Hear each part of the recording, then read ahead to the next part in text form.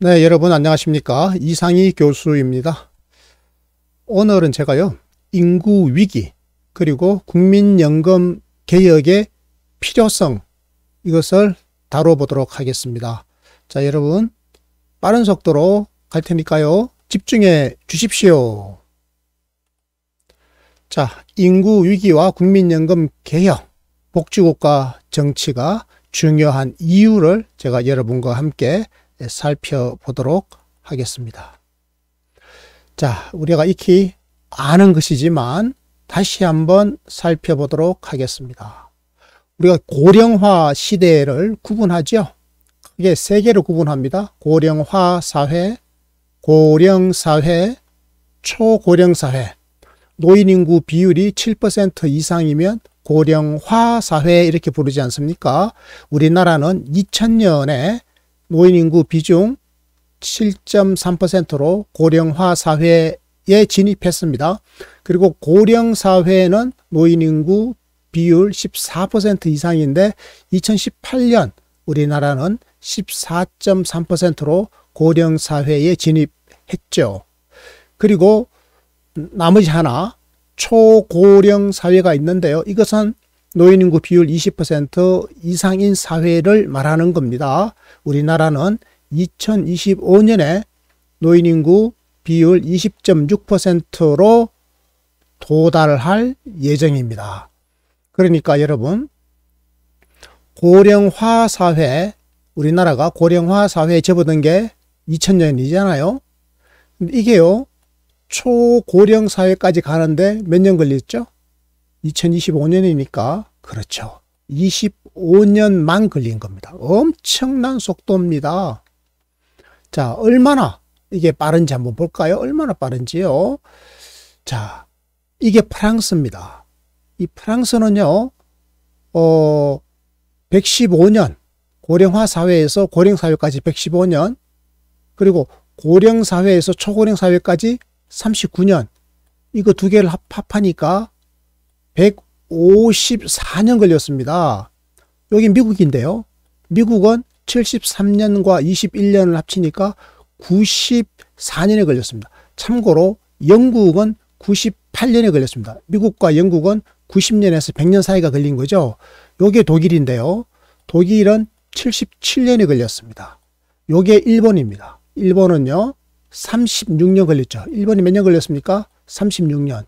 고령화 사회에서 초고령 사회로 가는데 일본은 36년이 걸렸습니다. 우리나라는요, 18년 더하기 7년 해가지고 몇 년이죠? 25년. 아까 살펴봤죠? 우리나라는 25년이 걸린다. 그러니까요, 고령화 사회에서 초고령 사회까지 가는데 우리나라는 25년만 걸린다. 전 세계에서 가장 빠르게 고령화가 진행되고 있는 나라, 바로 대한민국이다. 자, 여러분, 우리나라의 65세 이상 인구, 전체 인구 중에서, 이 총 인구 중에서 65세 이상인 인구가 여러분 몇 명인지 궁금하시죠?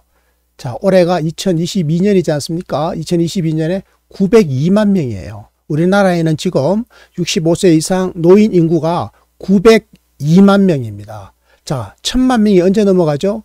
2년 후면, 2024년이면 노인 인구가 1000만 명이 넘어가요. 그리고 2025년이면 1059만 명이 됩니다. 우리나라 인구가 한 5100만 명이 조금 넘지 않습니까? 그렇죠. 5150만 명. 2025년이면 5145만 명이죠. 이 중에서 1059만 명이 노인이거든요. 그럼 이게 비율로 따지면 구성비를 볼까요? 구성비를 보면 몇 퍼센트가 되죠? 20.6%가 되는 겁니다. 그래서 초고령 사회에 진입한다. 언제죠? 2025년입니다. 그럼 이게 몇 년 남았죠? 올해가 2022년이니까 불과 그렇죠. 3년밖에 안 남은 겁니다. 앞으로 3년만 있으면 노인 인구가 902만 명에서 1059만 명으로 되고, 그리고 현재 17.5%인 노인 인구 구성비가 20.6%로 바뀐다. 그렇죠. 그래서 2025년에 초고령 사회에 들어간다. 자, 그럼 여러분, 2025년이 아니고 이제 2030년이면 어떻게 될까요? 2030년. 여러분 궁금하시죠? 2030년이면 어떻게 될까요? 여기 나와 있죠. 2030년은 1300만 명이 됩니다. 노인 인구가. 그래서 25.5%가 되는 겁니다. 그러니까 2025년에서 2030년까지 5%포인트 노인 인구 비중이 늘어나는 겁니다. 그러니까 매년 1%포인트씩 늘어나는 셈이죠. 그리고 2035년이 되면 어떻게 되죠? 그렇죠. 매년 1%포인트 정도씩 늘어나가지고 30%가 되는 겁니다. 2040년이면 노인 인구 비중이 이때는요 34.4%가 됩니다. 그러니까 전체 인구 3명 중에 1명은 노인이 되는 거죠. 2040년이면. 여러분, 자, 이렇게 지금 고령화가 빠르게 진행되고 있다는 사실을 제가 여러분께 알려드렸습니다. 자, 그렇게 되면 고령화라고 하면 우리가 이 노년 부양비를 우리가 생각하지 않습니까? 이렇게 노인 인구가 많아지게 되면 이 노인 인구를 이제 우리 사회가 부양을 해야 되는데 과연 이게 부양이 가능할 것인가? 이 고민을 제가 여러분과 지금 나누어 보려고 합니다. 여러분, 2022년 현재 노년 부양비가 25.3이에요. 이게 무슨 말인가 하면요. 생산 연령 인구 100명이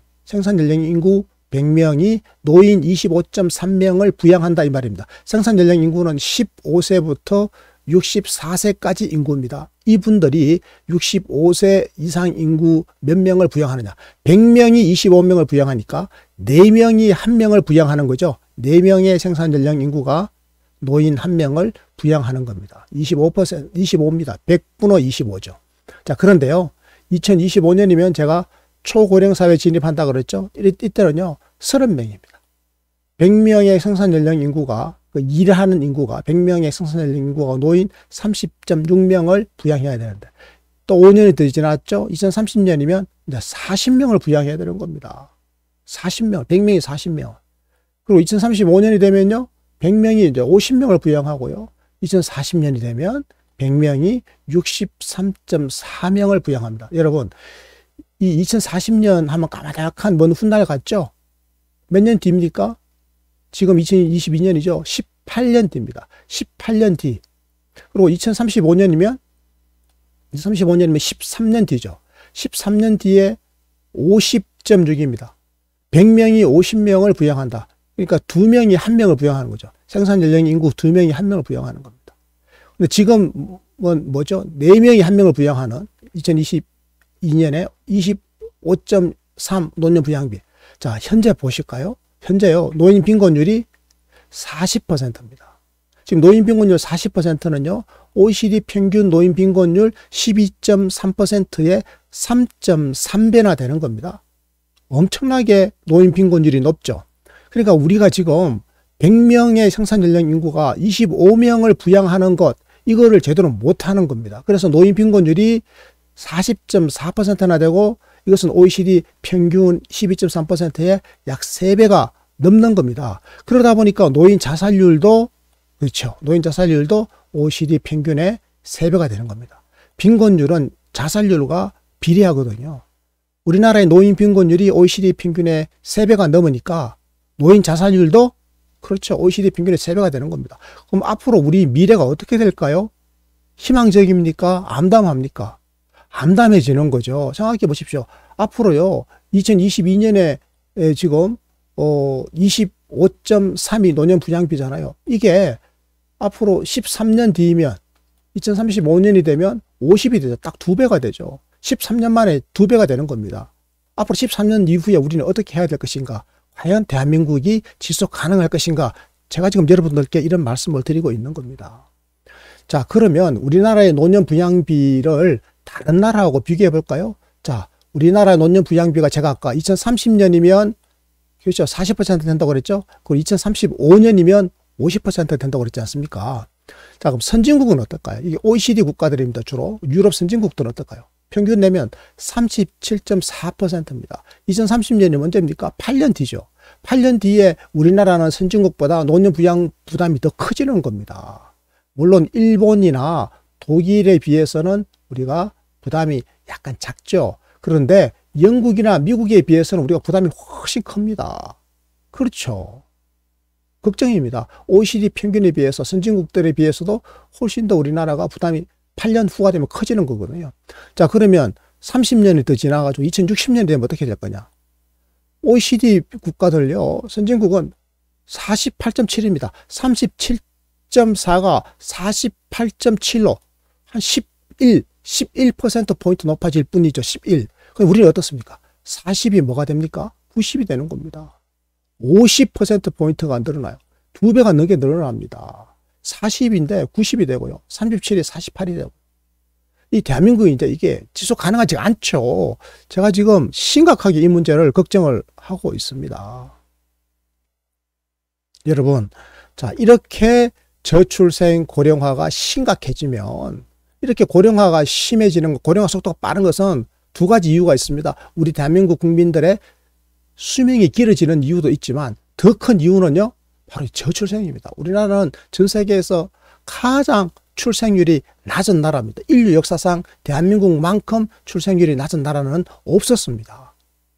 우리나라의 기록을 우리나라가 매년 깨고 있거든요. 자, 이렇게 저출생 고령화가 심각해진다는 말은 15세에서 64세까지의 생산연령 인구가 지속적으로 줄어든다는 이야기지 않습니까? 앞으로 10년 동안에 357만 명이 감소해요. 매년 35.7만 명, 35.7만 명, 35만 7천 명씩 감소를 하거든요. 이렇게 생산연령 인구가 감소한다라는 말은 근로인구가 감소하는 거니까 경제성장률이 줄어드는 거거든요. 우리나라는요, 지금 잠재성장률이 한 2.4%쯤 되는데요. 2030년이 되면 이제 1%대로 떨어집니다. 이렇게 경제가 성장하지 못하면 정부의 재정 능력이 떨어지죠. 복지 수요는 엄청나게 커지고 부담은 커지는데 정부의 재정 능력이 떨어진다는 말은 복지 재원의 제약이 커진다는 겁니다. 자, 복지 재원의 제약이 커진다는 말은 정부가 감당을 못하는 거죠. 이렇게 되면 우리나라 경제 복지 체제가 지속 가능하겠습니까? 지속 가능성이 낮을 수밖에 없는 거잖아요. 자, 이렇게 해서 이제 걱정을 하는 건데요. 자, 그렇다면 이제 어떻게 해야 될 것인가? 많은 이제 대책들이 동시에 이루어져야 되는데 그 중에 하나가 바로 연금 개혁입니다. 이 국민연금을요, 개혁을 하지 않으면 이게 지속 불가능한 겁니다. 지금 해야 되는 거거든요. 제가 이 칼럼을 이제 여러분께 간략하게 소개를 해드리겠습니다. 제가 쓴 칼럼인데요. 자, 지난 대선 방송 토론 때 모든 후보들이 연금개혁의 필요성에 동의했던 거 여러분 기억나시죠? 대통령직 인수위원회가 110대 국정과제에 이 연금개혁을 포함을 시켰습니다. 그리고 이제 새로운 정부의 임기가 시작되고 딱 6일째 되는 날, 6일째 되는 날이 바로 5월 16일이 아닙니까? 5월 10일 출범했으니까 5월 16일 국회에서 시정연설이 있었습니다. 이게 바로 첫 번째 시정연설이거든요. 여기서 윤석열 대통령이 뭐라고 그랬는가 하면 3대 개혁을 이야기했습니다. 3대 개혁. 3대 개혁 과제로 연금개혁 첫 번째 나왔죠. 그 다음에 노동개혁, 교육개혁, 이 세 가지의 개혁을 언급하면서 지속 가능한 복지 제도를 구현하고 빈틈없는 사회 안전망을 제공하려면 연금 개혁이 필요하다. 이렇게 이야기했습니다. 지금 추진하지 않으면 우리 사회의 지속 가능성이 위협받게 된다. 그래서 더 이상 미룰 수 없다. 이렇게 이야기했습니다. 맞는 말이죠. 한마디도 틀린 말이 없습니다. 지금이에요. 지금 추진하지 않으면 우리 사회에 뭐가요? 지속 가능성이 위협받게 된다. 아까 제가 인구 구조, 인구 위기 설명드렸지 않습니까? 그걸 보니까 지속 불가능하거든요. 그러면 어떻게 해야 되죠? 이제는 이 인구 구조 속에서 우리가 대응 전략을 마련해야 되잖아요. 그러면 앞으로 대한민국의 노인 세대가 되실 분들은 스스로가 자기의 노후를 더 길게 준비할 수 있도록 노력을 해야 되는데 그 중에 하나가 바로 국민연금 개혁이다. 이렇게 말씀을 드릴 수 있습니다. 초고령 사회의 노소득 보장, 그리고 대한민국의 지속 가능한 발전, 이게 가능해지려면 반드시 연금 개혁을 우리가 단행해야 된다. 자, 2021년 OECD 보건 통계를 잠시 살펴보겠습니다. 우리나라의 기대 수명, 여러분. 자, 우리나라의 수명이 있죠. 이 기대 수명이라고 하는 것이 2019년 기준으로 83.3년입니다. 83.3년. 이게 얼마나 긴 건가 하면요. OECD 평균 81년입니다. 보다 몇 년이 길죠? 2.3년 더 오래 삽니다. 우리가요, 선진국들 평균보다 2.3년 더 길게 살고요. 미국보다는 4.4년을 더 길게 살아요. 그리고 독일이나 프랑스보다 우리가 더 길어요.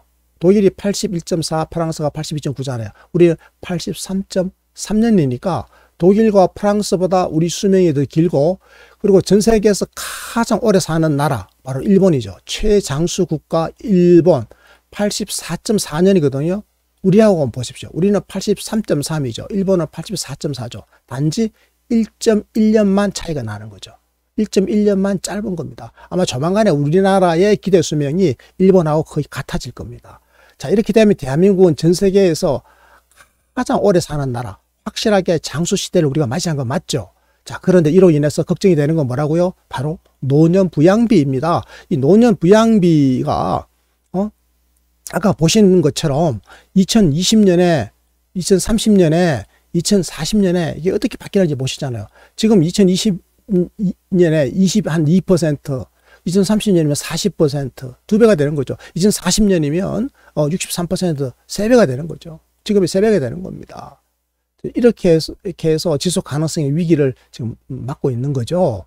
자, 이렇게 예정된 인구 위기에 대응을 하려면 우리는 어떻게 해야 되겠습니까? 경제, 노동, 복지, 전면적인 구조개혁을 해야 됩니다. 이제 여기서 제가 다른 것은 이제 나중에 다루기로 하고, 오늘은요 노후소득 보장, 이것의 주축 뭐죠? 바로 국민연금입니다. 이 국민연금 요 주제만 어떻게 개혁할 건지, 개혁의 필요성을 그리고 개혁의 방향을 잠시 다루어 보도록 하겠습니다. 자, 여러분 2018년에 국민연금 4차 재정 추계를 했었습니다. 요게 5년마다 하는 거거든요. 2018년에 했으니까 그 다음에 언제 하겠습니까? 2023년이면 바로 내년에 또 이제 5차 재정 추계를 하겠죠. 4차 재정 추계의 결과에 따르면 2057년에 국민연금 기금이 모두 소진되는 걸로 되어 있습니다. 자, 그런데요, 2023년 내년에 5차 재정 추계 이제 하겠죠. 자, 지금 예상이 되고 있습니다. 2055년에 소진될 것이다. 그러니까 애초에 그 2057년에 기금이 소진될 거라고 생각했는데 지금 몇 년 지나서 보니까 57년이 아니라 55년으로, 그러니까 기금의 소진 시기가 2년 앞당겨진 겁니다. 이게 왜 앞당겨졌을까요? 바로 저출생 때문입니다. 주로 저출생 때문에. 저출생이 이렇게 심각할 줄 몰랐거든요. 자, 그러면 이제 우리는 어떻게 해야 되겠습니까? 현행 국민연금 있죠? 국민연금의 보험료율이 9%잖아요. 근데 이 9%라고 하는 게 이게 사실 터무니없는 겁니다. 이 노동자의 경우에 노사가 각각 4.5%씩을 내는 건데, 이게 이제 독일에 비해서 딱 절반이죠. 미국에 비해서는 뭐 한 60% 수준이죠. 미국은 12.4%. 일본에 비해서 딱 절반이죠. 그러니까 독일이나 일본 같은 이렇게 고령화가 많이 진행된 나라에 비해서는 우리가 절반밖에 안 되는 겁니다. 그런데 우리나라가 독일이나 일본 수준의 고령화가 진행되는 것은 앞으로 뭐 한 15년 정도만 지나버리면 우리도 이렇게 되거든요. 자, 그래서 적게 내고 많이 받는 지금의 이 구조, 지금 적게 내고 많이 받거든요. 이게 지속될 리가 만무하죠. 제4차 재정 추계에 의하면 국민연금의 현행 소득 대체율이 뭔가 하면요, 40년을 쭉 가입했을 때 소득 대체율이 자기의 평균 소득의 40%에 해당되는 겁니다. 그러니까 40년을 가입하면 40%입니다. 자기의 평균 소득의 40%죠. 이게 현행 소득 대체율인데, 이 40%의 명목 소득 대체율을 유지하려면 미래 세대가 납부해야 할 보험료가 얼마나 되는 겁니다. 이 보험료율이요, 2057년이면 24.6%를 내야 돼요. 여러분 생각해 보십시오. 2057년에 24.6%를 내야 되는 겁니다. 지금 우리가 얼마 내고 있습니까? 자기 소득의 보험료율 9%잖아요. 지금은 9% 내고 있는데 우리 후배 세대는 자기 소득의 24.6%를 내야 되는 거잖아. 몇 배입니까? 3배가 되잖아. 3배. 거의 3배죠. 39, 27. 이게 말이 되는 겁니까? 작동이 안 되죠. 현 세대의 3배를 미래 세대가 부담하는 거잖아요. 이 작동이 아예 안 되는 겁니다, 여러분. 자, 그렇다라고 해서 이 국민연금이 지금 노후 소득을 제대로 보장하고 있는가? 또 그렇지도 않아요. 노후 소득을 제대로 보장하고 있지도 못해요. 여러분 지금 보세요. 그렇죠? 노후가 빈곤하지 않으려면 국민연금의 소득 대체율이 적정해야 되잖아요. 소득 대체율이 적정해야 돼요. 자기의 생애 평균 소득 대비 연금 수령액의 비율이 어느 정도 돼야 되지 않겠습니까? 그런데 이 기대에 못 미치죠. 올해 1월 기준으로 보면 지금 전체 국민연금 수령자가 한 582만 명인데 이 582만 명이 평균 받는 이 연금액이 평균 연금액이 한 달에 57만 2천 원에 불과해요. 이 57만 2천 원 받아가지고 이게 생계가 되겠습니까? 부족하죠. 자, 그런데 왜 이렇습니까? 이유를 알아야 되잖아요.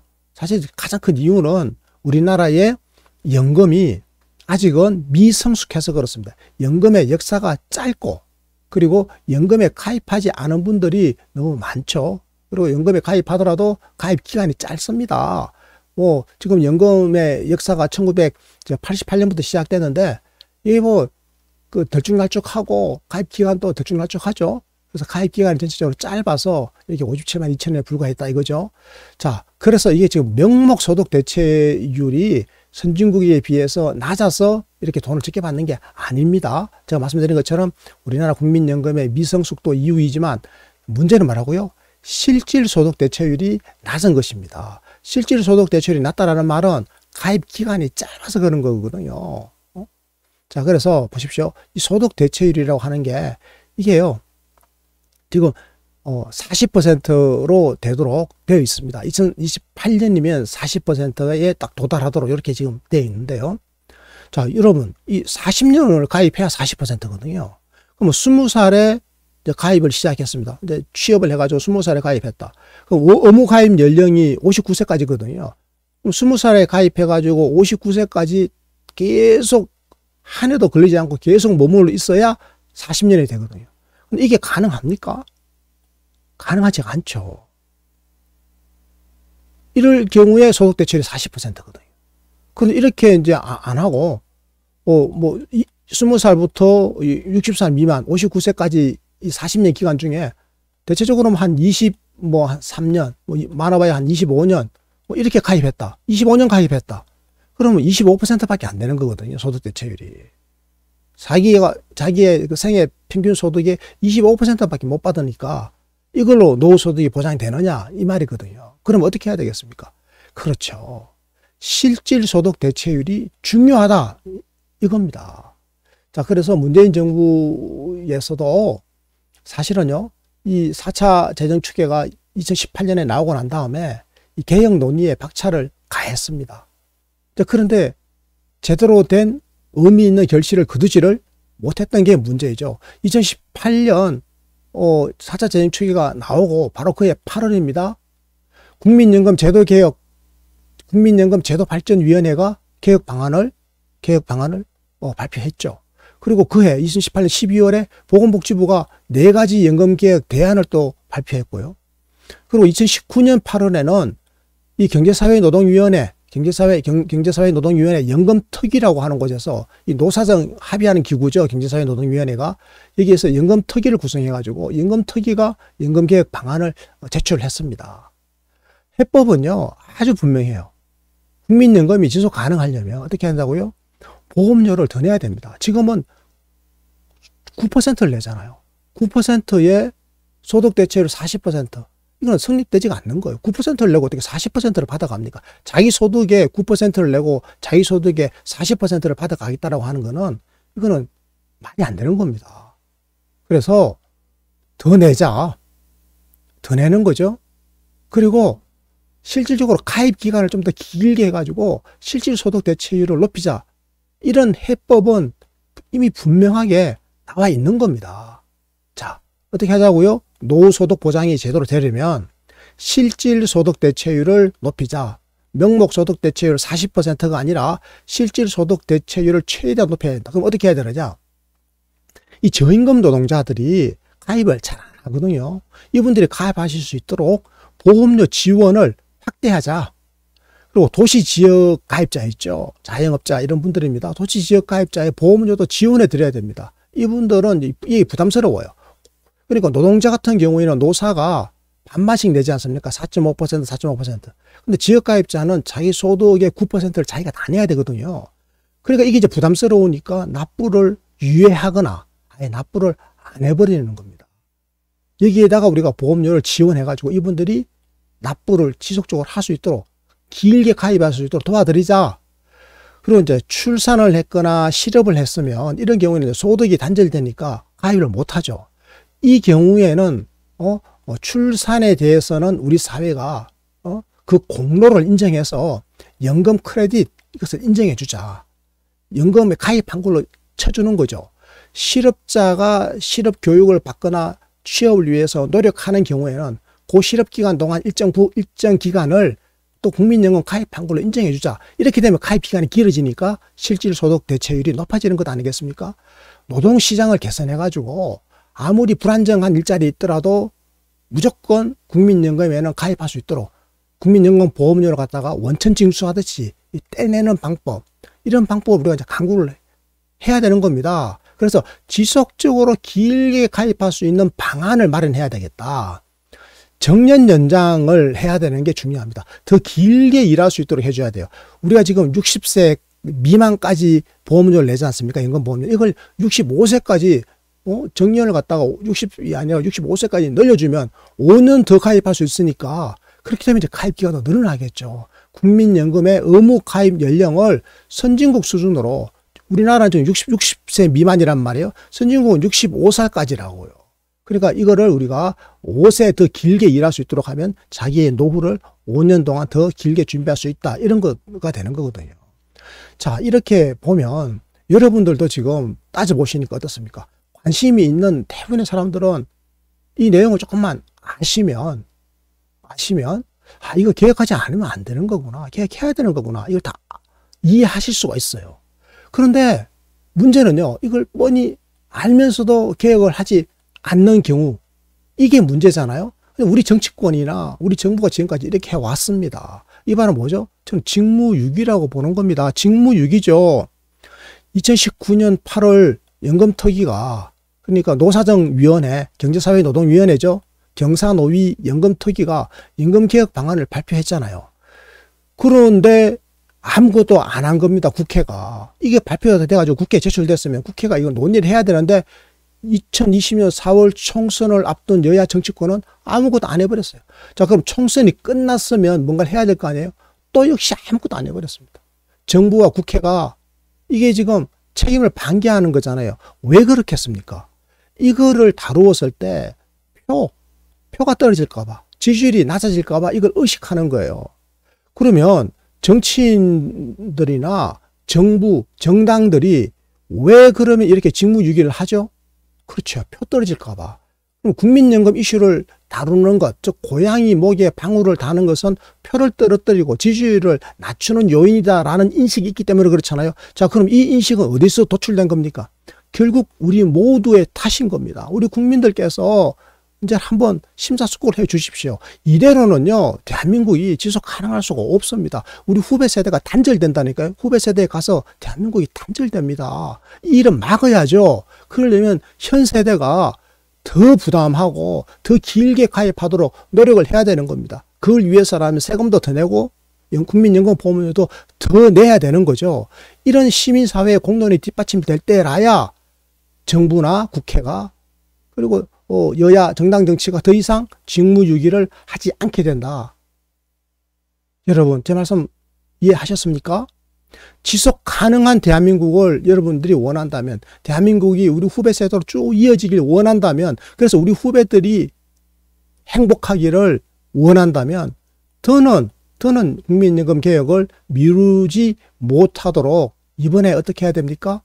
우리 국민 모두가 나서야 한다.